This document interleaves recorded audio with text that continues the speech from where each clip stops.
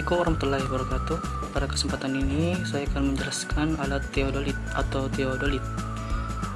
Teodolit ini adalah instrumen atau alat yang dirancang untuk menentukan tinggi tanah, pengukuran sudut yaitu sudut mendatar yang dinamakan dengan sudut horizon dan sudut tegak yang dinamakan dengan sudut vertikal, di mana sudut-sudut tersebut berperan dalam penentuan jarak mendatar dan jarak tegak di antara dua buah titik lapangan. Teodolit merupakan salah satu alat ukur tanah yang digunakan untuk menentukan sudut mendatar dan sudut tegak. Sudut yang dibaca bisa sampai pada satuan sekon. Bagian-bagian alat teodolit. Yang pertama, pengarah kasar berfungsi untuk membantu pembidikan, yaitu membantu mengarahkan teropong ke target secara cepat. Yang kedua, klen pengunci vertikal untuk mengunci teropong agar tidak dapat digerakkan secara vertikal. Yang ketiga, penggerak halus vertikal untuk menggerakkan teropong secara vertikal ke arah rambu ukur atau objek secara perlahan. Tempat baterai, teodolit ini memiliki baterai 4 buah dengan jenis baterai A2. Yang kelima, klen pengunci lingkaran horizontal untuk mengunci badan pesawat agar tidak dapat diputar secara horizontal. Yang keenam, penggerak halus lingkaran horizontal untuk menggerakkan teropong horizontal ke arah sumbu ukur atau objek secara perlahan. Yang ketujuh, skrup pengatur nivå untuk mengatur posisi gelembung nivå berada pada titik tengah. Yang delapan, handle untuk pegangan tangan pada alat. Yang kesembilan, pengatur fokus lensa okuler untuk fokus lensa okuler untuk memfokuskan lensa okuler ke objek. Ke-10, nivå tabung untuk menyetel posisi sumbu kedua pesawat secara horizontal dan dapat diatur dengan 3 skrup penyama rata. Yang ke-11, display dan papan tombol untuk pembacaan skala lingkaran vertikal dan horizontal. Yang ke-12, nivå kotak berfungsi untuk menyetel posisi sumbu pertama yang berada pada posisi vertikal. Yang ke-13, plat dasar untuk bertumpunya pesawat teodolit. Yang ke-14, lensa verticalizing untuk melihat dan memosisikan sumbu pertama berimpit dengan titik berdiri pesawat atau titik tertentu di bumi. Yang ke-15, klen pengatur fokus benang untuk memperjelas benang pada lensa atau benang atas, benang tengah, dan benang bawah.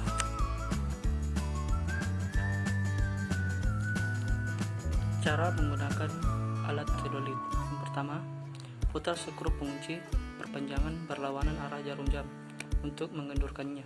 Lalu tarik ke atas perpanjangan tersebut dengan ketinggian setara dada posisi dada agar mudah dioperasikan. Jangan lupa kencangkan kembali skrup pengunci perpanjangan tersebut setelah ditemukan posisi yang pas. Yang kedua, sebagai penahan posisi teodolit agar tidak mudah goyah, buatlah kaki statif berbentuk segitiga sama sisi. Kemudian injak pedal kaki statif tersebut agar lebih kuat. Cobalah atur kembali ketinggian statif supaya posisi tribar plat mendatar sesuai. Yang ketiga, taruh teodolit di atas tribar plat. Setelah itu kencangkan skrup pengunci centering ke teodolit. Yang keempat, setel level nivå kotak agar posisi sumbu ke-1 benar-benar tegak dengan menggerakkan skrup kiap di ketiga sisi alat ukur tersebut secara beraturan. Yang kelima, setel nivå tabung supaya posisi sumbu kedua benar-benar mendatar dengan menggerakkan skrup kiap di ketiga sisi alat ukur tersebut secara beraturan. Yang keenam, atur posisi teodolit dengan mengendurkan kekuatan skrup pengunci centering, lalu ubah posisinya, berpindah ke kanan atau ke kiri hingga berada tepat di tengah-tengah titik ikat atau BM jika dilihat dari centering optik. Yang ketujuh, periksa kembali kedudukan garis bidik menggunakan bantuan tanda T yang dibuat di dinding. Ke-8, cek sekali lagi kebenaran nilai indeks pada sistem skala lingkaran dengan membaca sudut biasa dan sudut luar biasa untuk mengetahui nilai kesalahan dari indeks tersebut. Yang ke-9, untuk tata cara pembacaannya, perhatikan pada rambut ukur akan tampak huruf E serta beberapa kotak kecil berwarna hitam dan merah. Setiap jarak antara huruf E mewakili jarak sejauh 5 cm.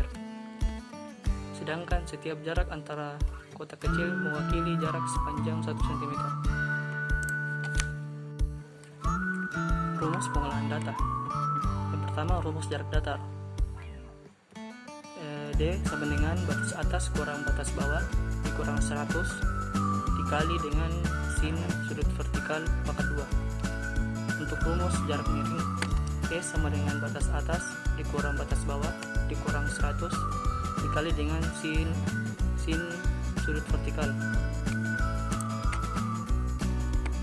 Rumus elevasi titik target, yaitu H sama dengan tek 90 kurang sudut vertikal dikali dengan D ditambah tinggi alat dikurang dengan tinggi target. Untuk mendapatkan koordinat X dan Y pada titik selanjutnya, yaitu X sama dengan sin HZ dikali dengan XD ditambah XBM1, Y sama dengan cos HZ dikali dengan XD ditambah Y BM1. Keterangan HZ sama dengan azimut, XD jarak datar, SBM1 sama dengan koordinat X tempat berdiri alat, Y BM1 sama dengan koordinat Y tempat berdiri alat.